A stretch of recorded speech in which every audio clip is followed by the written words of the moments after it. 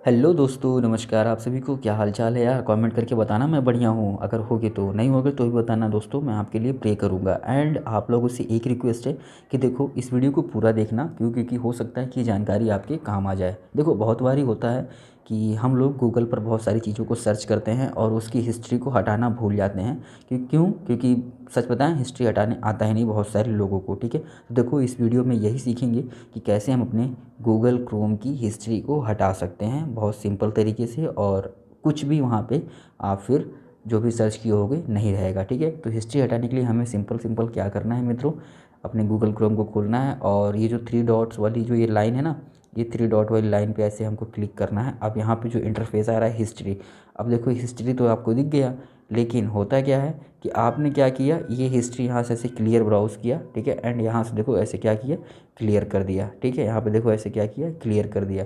But क्या ये history हट गई? ये हिस्ट्री नहीं हटी। क्योंकि अगर हट गई होती तो ये कहाँ से आती सामने?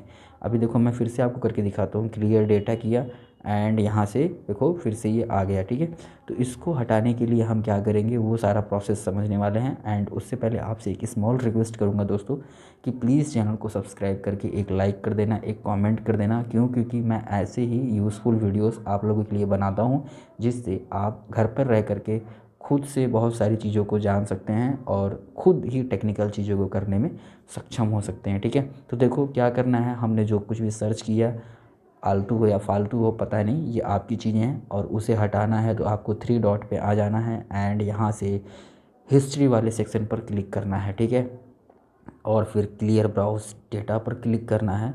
बट यहाँ पे आपको लगाना है सेव्ड पासवर्ड पर click, auto fill form data पर क्लिक, साइट सेटिंग पर क्लिक। लेकिन इन तीनों का मतलब मैं समझा दूँ क्योंकि फिर आप डिसाइड कर लेना कि क्या आपको इस पर क्लिक लगाना चाहिए कि नहीं।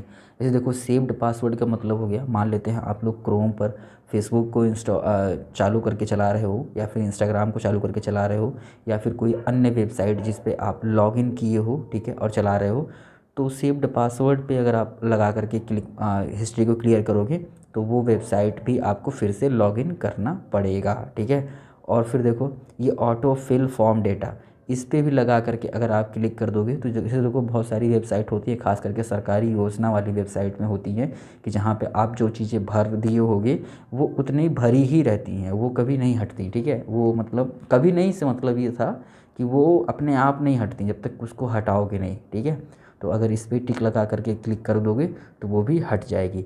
साइट सेटिंग, साइट सेटिंग का मतलब ये हुआ कि जैसे आपने कोई एक साइट खोला हो, मान लेते हैं ड्राइव खोला हो, ठीक है, गूगल ड्राइव पे आपने कुछ छेड़खानी किया हो, कुछ बदलाव कर रहे होगे और फिर आप कट कर दोगे तो वो बदलाव वहीं से शुरू होता है, जहाँ पे आप छोड़े रहोगे ना वहीं से शुरू होगा। ऐसा नहीं कि आपको फिर से रीस्टार्ट करना पड़ेगा, नहीं, वो रिज्यूम हो जाता है। लेकिन ये साइट सेटिंग पे अगर आप टिक करके फिर से आप क्लियर डाटा कर दोगे तो आपकी सारी चीज़ें हट जाएंगी।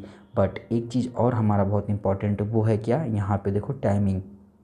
अब टाइमिंग का क्या मसला है, चलो हम बताते हैं। टाइमिंग का सीन ये दोस्तों कि आप अगर ऑल टाइम लेते हो तो अब तक जितना भी आप मतलब सब कुछ सर्च किए हो वो बिल्कुल हट जाएगा।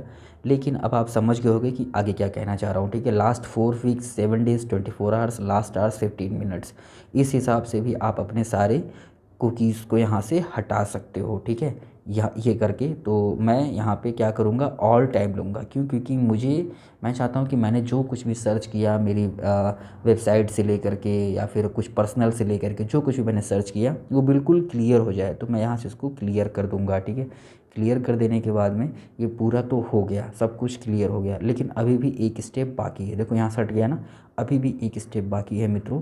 तो वो स्टेप क्या है कि जैसे देखो ये तो हो गया, बट अभी भी इसके अंदर हमारा जीमेल सिंक है। क्योंकि देखो यहाँ पे हमें एस नाम का एक आइकॉन देखने को मिल रहा है। ठीक है, इसका मतलब कि सिंक है। तो अब आप चाहते हो कि ये भी हट जाए या ये भी यहाँ पे ना आए, बिल्कुल फ्रेश न्यू क्रोम, कि जब भी मैं इस क्रोम को खोलूँ तो बिल्कुल ज़ीरो से शुरुआत करूँ, ए से शुरुआत करूँ। ठीक है, तो इसके लिए आपको क्या करना है, इस क्रोम पर ऐसे लॉन्ग प्रेस करना है। लॉन्ग प्रेस करने के बाद में यहाँ पे आना है और यहाँ से आपको ये स्टोरेज वाले ऑप्शन को चूज़ करना है एंड फिर मैनेज सेट स्टोरेज वाले ऑप्शन को चूज़ करना है और फिर यहाँ से क्लियर ऑल डेटा पर क्लिक कर देना है। ठीक है, अब इसको बैक कर लो एंड 2-4 सेकंड रुक जाओ क्योंकि वो बैकग्राउंड में अपना काम करता है, ठीक है। तुरंत ही मत भाई इसको खोलने लग जाना आप लोग।